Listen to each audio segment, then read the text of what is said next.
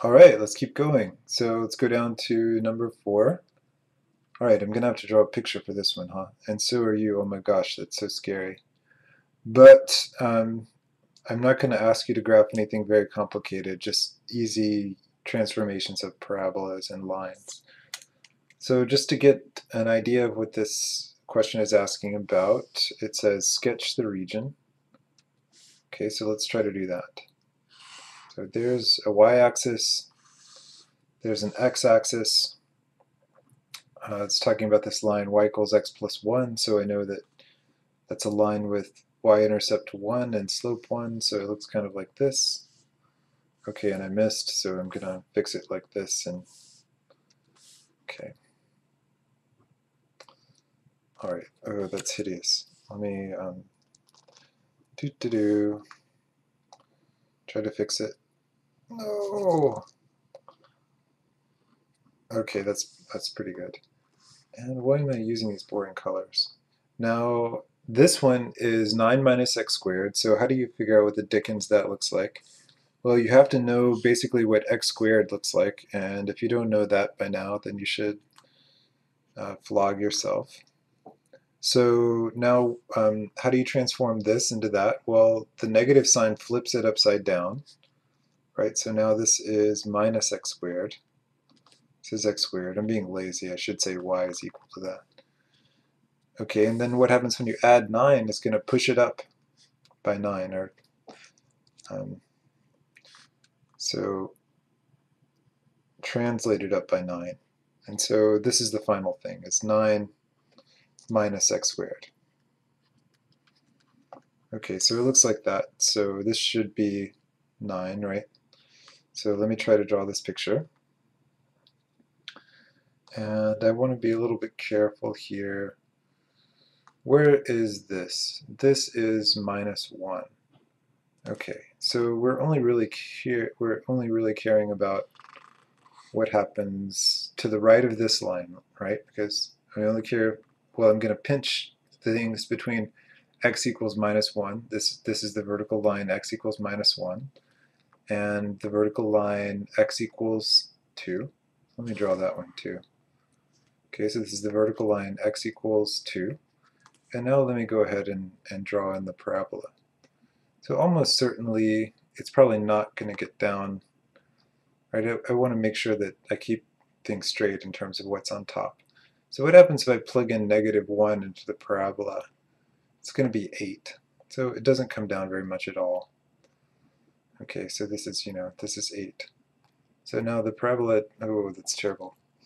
The parabola only comes down like that much. And so, by this I mean 8. And it comes down like this. So what happens, which one is on top at 2?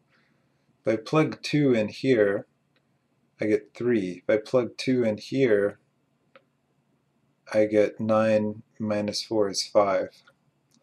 So I'm really sorry that my picture is maybe not so great. What can I do about that? Let me try to fix it up. So the parabola is still supposed to be on top at 2, because you can see that when you plug in 2, you get 9 minus 4 is 5, and here you get 3. Okay, so the parabola should still be on top at 2. So my picture is going to be a little bit better if I erase that and then put my line right here. It's a little better. So now when I get to 2, you can still believe me. Okay, so now the area that we're concerned about is this.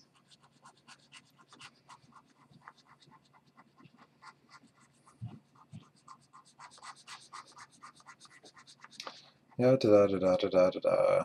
And now what should probably be burned into your brain from all the WebAssign questions is that when you have to find the area of a region, it's just the top part or it's the integral of the top curve minus the bottom curve, right?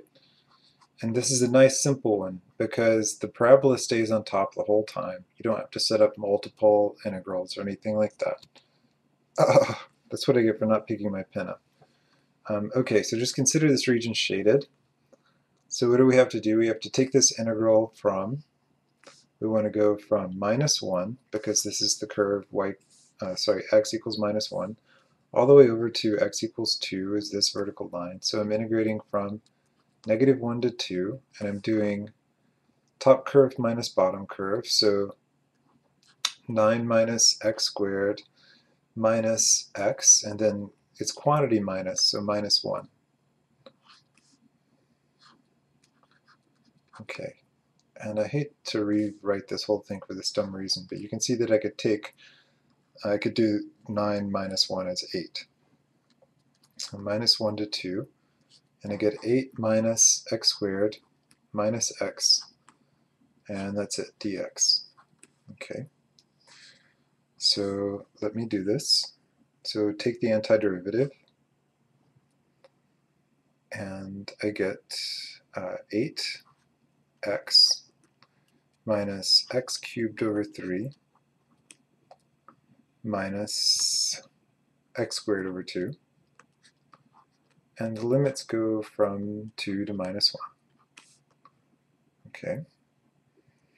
So plug in here, and I get 16 minus 8 over 3 minus 4 over 2. Okay, that's what happens when I plug in 2. And now I take away what happens when I plug in minus 1. I get minus 8 plus 1/3. And when minus 1 goes in here, I still get minus 1/2.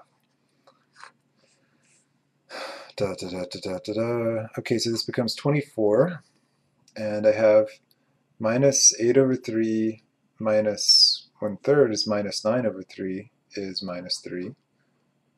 And minus 4 over 2 plus 1 over 2 is minus 3 over 2.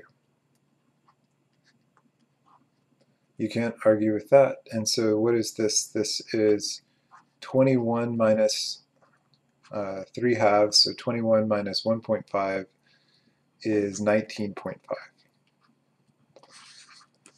Super fantastic. Okay, so that's the end of this one.